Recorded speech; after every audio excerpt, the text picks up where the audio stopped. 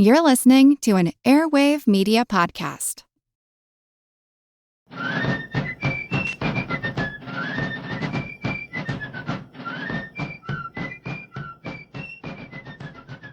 Hello, and thank you for joining the American Revolution. Today, episode 169, Articles of Confederation. We last checked in with the Continental Congress in episode 141 as the delegates held a session in Philadelphia. They had just returned to Philadelphia from Baltimore in March 1777, having fled the prior December when they feared the British might invade Philadelphia from New Jersey. When that fear passed, they returned to Philadelphia. Then, in September of 1777, the British Army once again threatened Philadelphia, this time marching up from Maryland. The delegates fled the city as the Continental Army under George Washington attempted in vain to halt the British advance. The delegates had adjourned in Philadelphia on September 18th with plans to meet in Lancaster. They could not simply move straight from Philadelphia to Lancaster, as they would be passing over the same ground where the two armies under Washington and Howe were doing battle. Instead, the members took a circuitous route, first traveling up to Trenton, New Jersey, then over to Easton, Pennsylvania. From there, they moved west to Bethlehem, and they remained in Bethlehem for a few days, where many soldiers from the Battle of Brandywine and other area battles were still recovering. There were also Hessian prisoners of war there who needed to be moved south to prevent the enemy from liberating them. After a few days, the delegates made their way west to Lancaster. On September 27th, the day after the British Army marched into Philadelphia, the delegates met at the Lancaster courthouse to open a new session.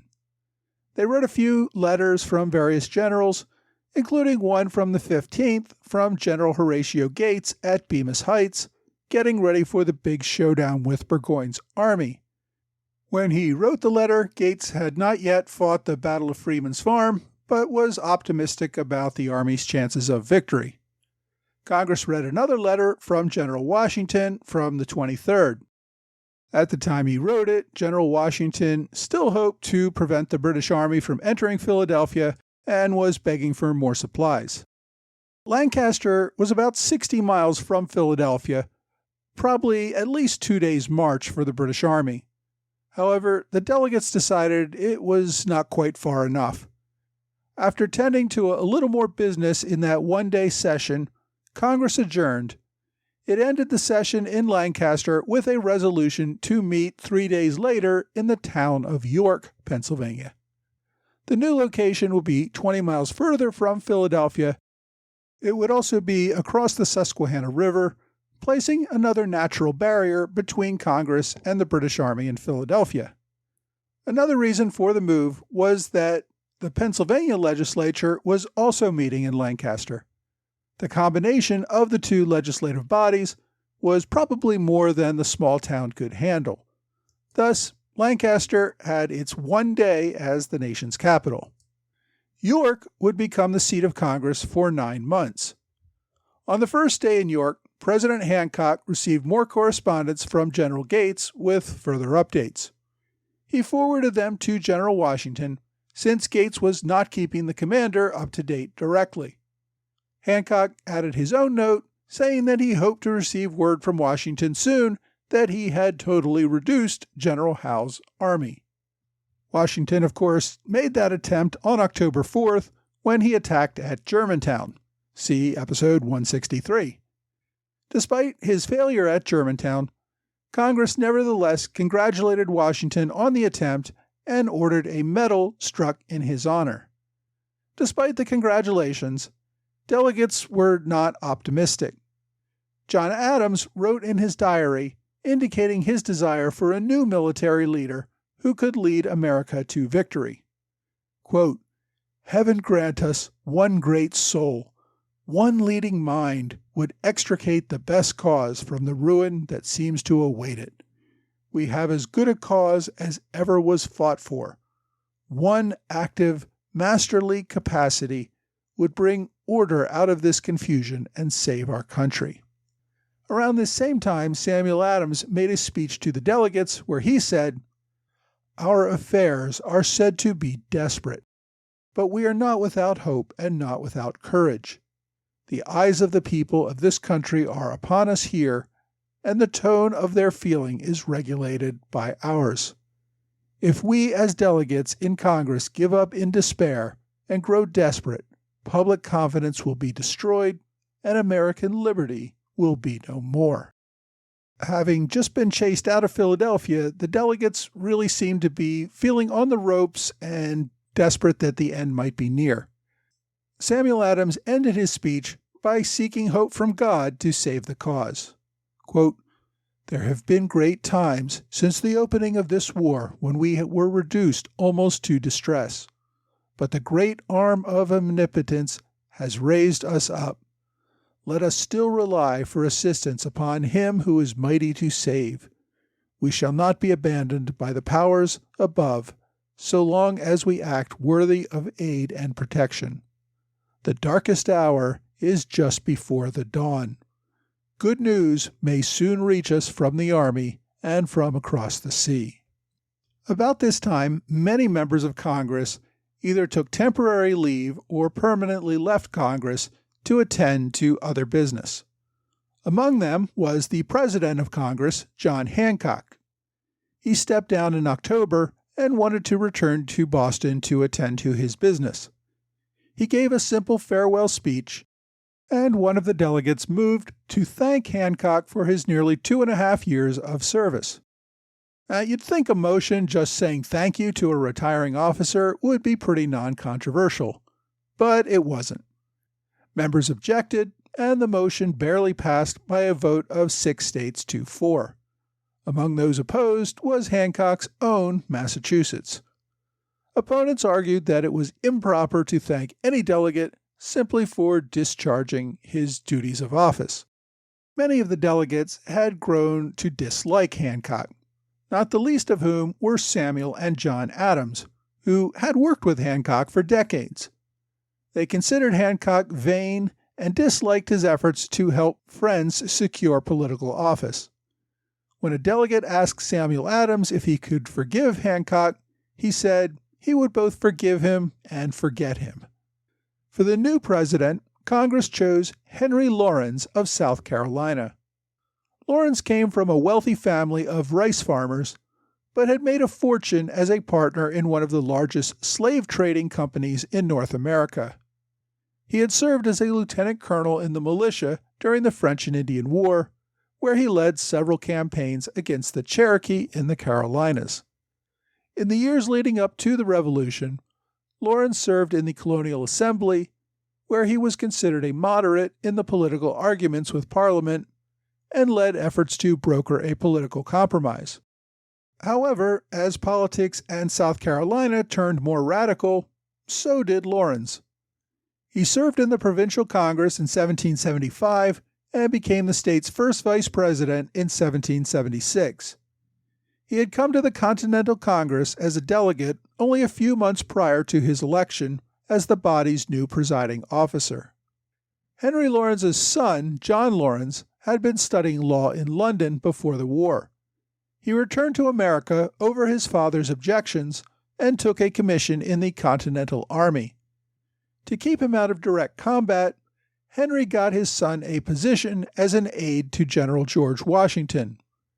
This direct connection between Washington's inner circle and the President of Congress would prove crucial in the coming months. Just before Hancock resigned, Congress received unofficial word of a victory by Horatio Gates over General Burgoyne in New York. For several weeks, though, these were just rumors. Gates had won the Battle of Bemis Heights on October 7th, and then accepted Burgoyne's formal surrender on October 17th. Both General Washington and General Putnam forwarded to Congress news of the victory, which arrived there on October 21st. However, neither Washington nor Putnam had received official word or direct word from Horatio Gates or anyone with the Army. Instead, they heard the news from New York Governor George Clinton. General Gates sent word to Congress via his messenger, Colonel James Wilkinson. Traditionally, a commander would send a messenger of a great victory with the expectation that Congress would award that messenger with a promotion. In this case, Colonel Wilkinson was hoping to become General Wilkinson. The would-be general, however, did not seem in any hurry to get to Congress. He left Albany on October 20th. He made his way to Easton, Pennsylvania 4 days later, where he dined with local officials. He managed to get to Reading by the 27th, where he dined with Lord Stirling, who was still recovering from wounds received at Brandywine. Also present at that dinner was a young Major, James Monroe, who was still recovering from his wounds at the Battle of Trenton. At the dinner, Wilkinson drank a little too much and began discussing the possibilities of replacing Washington with Gates as commander of the Continental Army. Moving on, it took Wilkinson another 4 days to make the 50-mile trip to York, where he finally arrived on October 31st. Although he had stopped to meet with a number of other officers, he did not bother to stop and provide General Washington with the news, nor did Gates make any effort to transmit the information to his commander at any time. Washington finally received definitive notice from Congress, not from Gates. While Congress was happy to receive confirmation of the great victory, they were not happy with how long it took Wilkinson to arrive. By the time of his arrival, Hancock had resigned, but Laurens had not yet been elected. Wilkinson gave his message to Secretary Charles Thompson, who was presiding in the interim. A few days later, after Laurens's election, Congress voted to give Wilkinson a ceremonial sword. Several delegates remarked that perhaps ceremonial spurs or perhaps a whip might have been better to assist the young man in traveling a little faster. Congress also voted to give Wilkinson a brevet promotion to brigadier general. Congress also was not happy with the terms of surrender that Gates had given Burgoyne's army.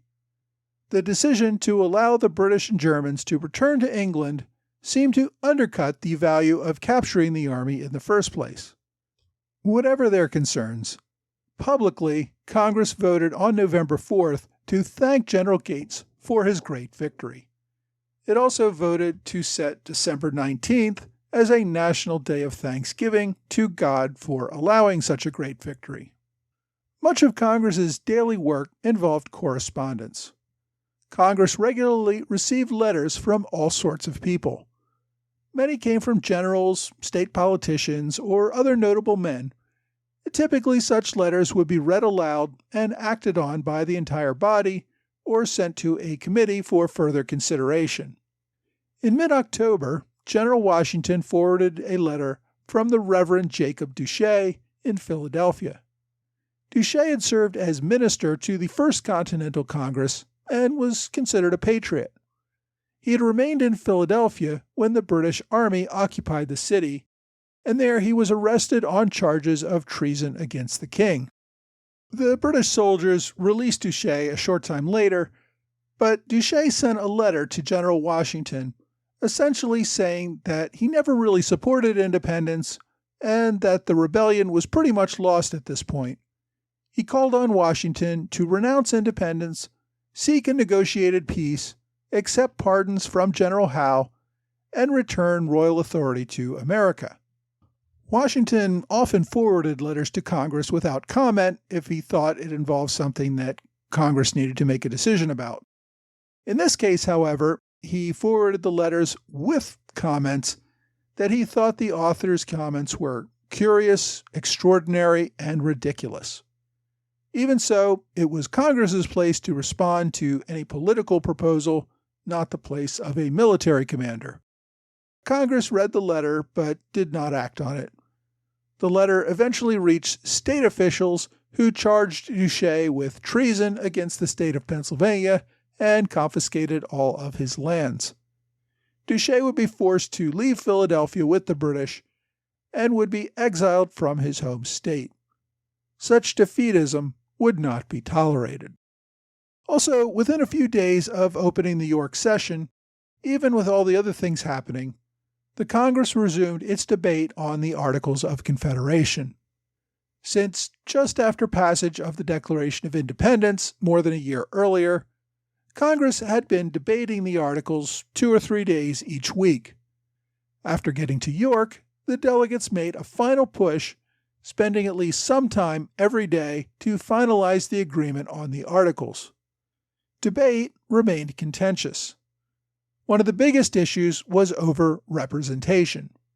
Should each state be represented equally? Should it be based on population? Or should it be based on the wealth of each state and how much money each contributed to Congress? Other contentious issues over the next few weeks included the power to tax, the authority to settle state boundaries, and the length of terms for delegates. Finally, on November 15th, Congress agreed to the final wording of the Articles of Confederation. They sent the documents to the printers so that they could send them to the states for ratification. The Articles were the product, as I said, of considerable debate and disagreement. The delegates, however, reached a compromise in the interest of having some sort of governing document. The loss of Philadelphia seemed to focus their debate. Some were doubting whether Congress could remain a body at all. Many of its most prominent delegates had left for positions within their states or abroad. Without some agreed document establishing Congress's legitimacy, it could possibly just fade away. The final document recognized the independence and sovereignty of each individual state. It recognized that each state retained all of its general sovereign authority except for a few explicitly defined powers that were granted to Congress. Many of the provisions simply defined the mechanics of how Congress would operate, or was really already operating. Delegates would be selected by states for one-year terms, beginning each November. Delegations could be between 2 and 7 members, whatever the state wanted, and within those limits could change the number of delegates at any time. States also had the authority to recall a delegate at any time. Regardless of how many delegates each state sent, each state got 1 vote in Congress. Delegates would hold their own votes to decide how the state would vote on any given issue. Each Congress would select a president for a one-year term. No president could hold that office for more than 1 out of every 3 years. States would work together for mutual defense. Congress retained for itself the power to declare war or peace. No state could go to war against another country unless it was actually invaded. During war, states would commission officers below the rank of colonel. Congress would commission colonels and generals. States could not keep their own navies in time of peace unless authorized by Congress. Congress would retain sole authority to run prize courts for ships or other property captured by privateers. Costs of prosecuting the war would be incurred by Congress, who would then collect shares of the costs from each state based on the total value of property in that state. State governments would be responsible for actually collecting the taxes however they like and then sending the money to Congress. The documents further stated that Congress held the authority to maintain diplomatic relations with other countries. States could not send their own ambassadors or open embassies in other countries. Congress retained the exclusive right to enter into treaties, including commercial treaties, with other countries. States could not form treaties with each other. All relations between states would be through Congress. States would not impose taxes on foreigners that differed from those of their own citizens, nor could they create import and export restrictions on goods. States also agreed to give full faith and credit to each other's laws and court decisions. If a criminal fled from one state to another, a state would have to return the fugitive for trial or punishment in the state that retained jurisdiction for the crime. Free citizens would have all the privileges and immunities of citizenship in each state and had the right to travel freely between states, except, of course, for slaves, paupers, vagabonds, and fugitives. Congress retained the power to set standards for coins and currency, and it would be the final arbiter of any state boundary disputes. Any decisions by Congress to enter a treaty, borrow money, authorize expenditures, increase the size of the military, engage in an act of war, or even appoint a commander of the Army or Navy would require a vote of at least 9 states. In other words, it would require a 2/3 majority if all 13 states voted. The Articles authorize Canada to join the Union if desired. Any other state wishing to join the Union would require the approval of at least 9 states.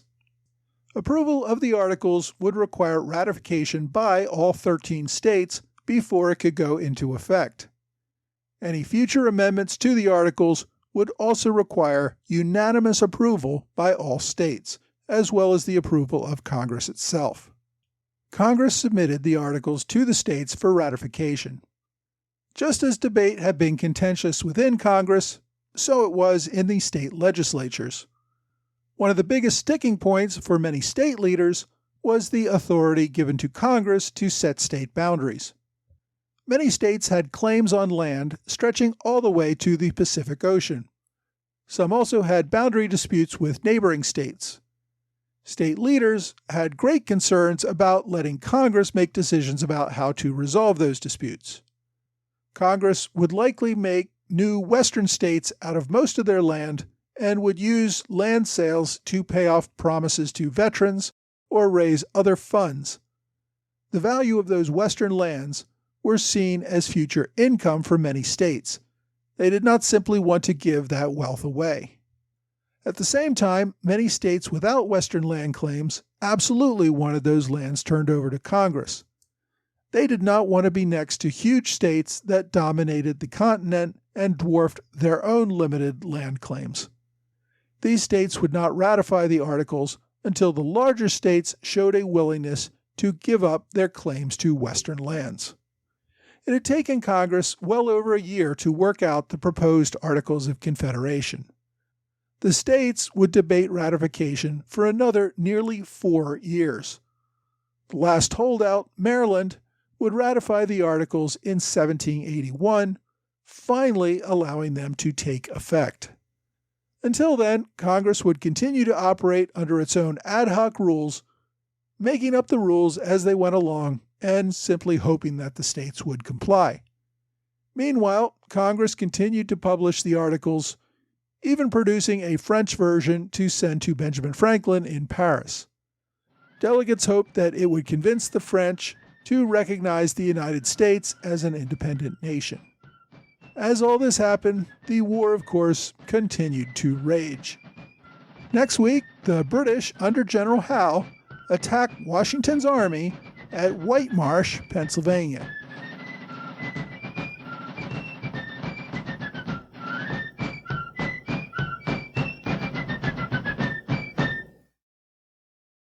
Hey, thanks for joining the American Revolution Podcast After Show.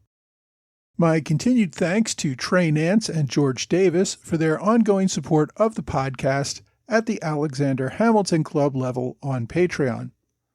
Also, welcome to Stephen Cook, Andrew Botond, and Ian Ryan, who have joined with their support at the Standard Bearer level. Everyone who supports the show on Patreon at the $10 or more per month level receives a free magnet each month with a different flag from the American Revolution, plus getting the satisfaction of helping to support this podcast. Also, my thanks to Bob Katrinos for your kind words and generous one-time contribution via PayPal. I very much appreciate anyone who can help support this podcast. This week, we return to the Continental Congress, which had to flee from Philadelphia after the British took the city. Running the country from York, Pennsylvania, really had an impact on the members. We see a great many delegates around this time actually going home and ending their service in the Continental Congress. I've often wondered how much the decision to go home had to do with the limited accommodations that were available in the city, how much may have been frustration over the progress of the war, and how much of it was simply that these guys had been at this for well over 2 years and really just wanted to get back home again. Congress did remain firmly in support of the war effort, even before receiving the good news about Saratoga. But losing the capital and fleeing westward did have an impact. Also, the continued lack of money and supplies for the Army was an ongoing source of frustration for many delegates. That's probably why the Patriots treated defeatists like Jacob Doucet so harshly. They were all trying to fight off their own worries about the loss of the cause. Despite these fears, or perhaps to combat them, Congress did finally agree on a proposed Articles of Confederation. That was really a big step for Congress.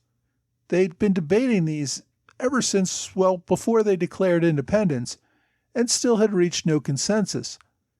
Even after agreeing to the proposals, they would have to wait many more years before the states would actually ratify them. Still, even having something that the delegates all found acceptable was a big step forward. There are very few books that cover the Continental Congress well, and I've already recommended a couple of them. Most of them focus on a limited period of time, such as the time period leading up to the Declaration of Independence is a rather popular one. I've already recommended a few others that go a little deeper and cover other time periods when the Continental Congress was in session, and today's book recommendation follows in that line. It's a book simply called The Continental Congress by Edmund Cody Burnett. This is a fairly comprehensive book. It begins before the First Continental Congress in 1774 and ends with Congress passing over authority to the U.S. Congress under the Constitution in 1789. The book is well over 700 pages long, so it has time to dig into some considerable details.